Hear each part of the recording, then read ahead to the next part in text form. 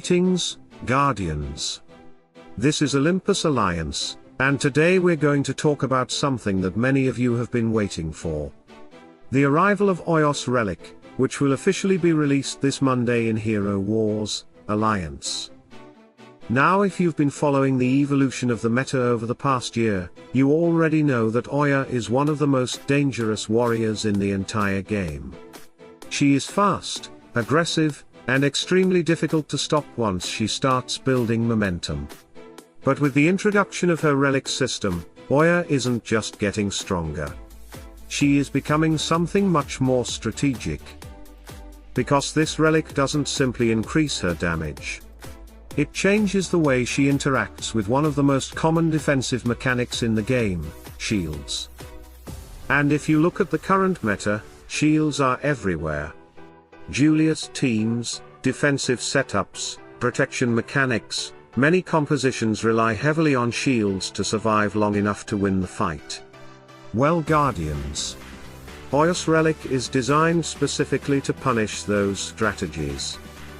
So today we're going to break down exactly what this relic does, how its abilities evolve as it levels up, and why it could make Oya one of the most terrifying shield breakers Dominion has ever seen.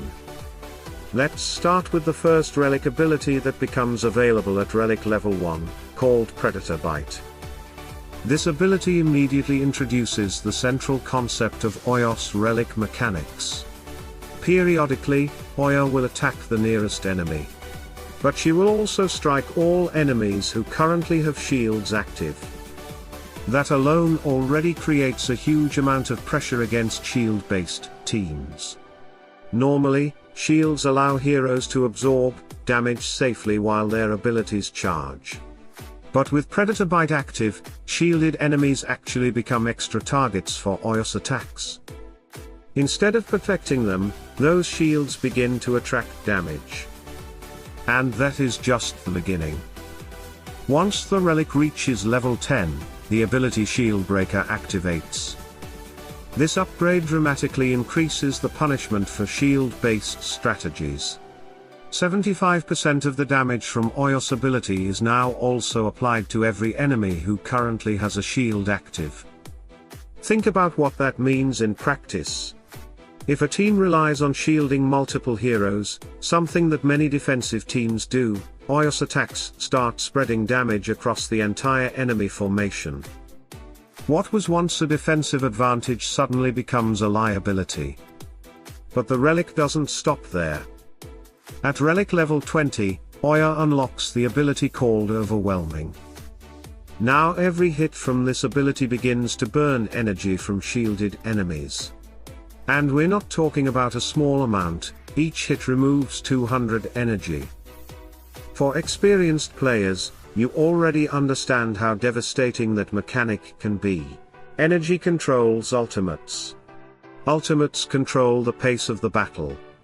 And when energy begins disappearing faster than enemies can generate it, entire strategies start collapsing. Teams that rely on timing their ultimates suddenly find themselves unable to trigger them. This means Oya is no longer just applying damage. She is also controlling tempo, disrupting the enemy's ability cycle, and slowing down their most important abilities. And then we reach the final stage of the relic at level 30, where Oya unlocks Huntress Fury. This is where the relic truly turns Oya into a nightmare for shield-heavy teams. Every time a shield is applied to an enemy hero, Oya's current damage increases temporarily. In other words, shields are no longer defensive tools, they become fuel for Oya's power. And if a shield is applied to the entire enemy team, the ability triggers once for every hero who receives that shield. Imagine what happens when an entire team receives a shield at once. Instead of protecting them, that moment suddenly empowers Oya, stacking her damage potential even higher. It creates a fascinating inversion of the normal defensive logic of the game. Instead of avoiding damage, shielded teams may actually be empowering the very hero trying to destroy them. This design makes Oya extremely dangerous against certain defensive compositions, particularly those that rely on repeated shield mechanics. And that is why many players are already predicting that Oya Relic could become one of the most impactful relic releases we've seen so far. It doesn't just increase stats. It introduces a counter mechanic that directly interacts with one of the most common defensive strategies in the game.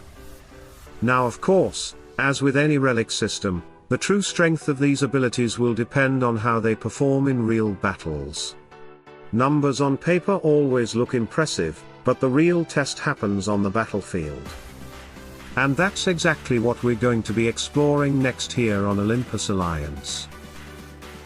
Once the relic releases this Monday, we'll be testing Oya in multiple scenarios, against shield-heavy teams, against different factions, and in real war environments, to see exactly how powerful this new system truly is. We'll also be looking at potential team combinations, possible counters, and whether Oya becomes a must-have hero in the evolving meta. Because if this relic performs the way it appears to on paper, we may be witnessing the rise of one of the most effective anti-shield warriors Dominion has ever seen. But Guardians, now we want to hear from you. What do you think about Oya's relic abilities so far? Do you think this system will shake up the meta?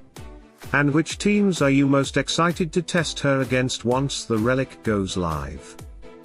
Let us know in the comments below. Your insights and experiences help the entire Olympus Alliance community grow stronger. Stay tuned, stay sharp.